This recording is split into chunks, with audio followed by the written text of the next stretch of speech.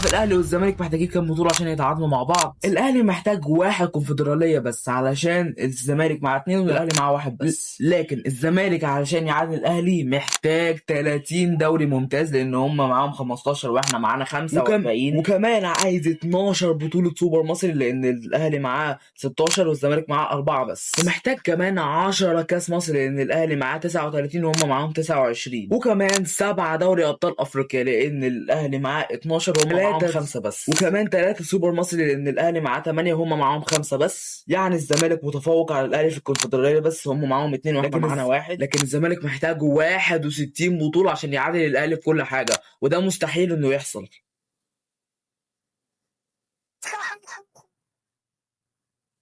عشان اللي بتقولك عاوز بعد ما تفشل في كل حاجة تقول ماليش دعوة، أنا عاوز ده ألعب في دوري الأبطال، أنا مالي، أنا عاوز ألعب في دوري الأبطال، خدوني معاكم أحسن من البطولة هتفشل. كمان هي برضو بتقولك ينفع واحد ساقط ابتدائية بيعاير واحد في الجامعة أو ما جابش مجموع؟ شوفوا الفرق مون، يعني الاهلي عايز واحد كونفدراليه وانتوا عايزين 61 بطوله من الجميع.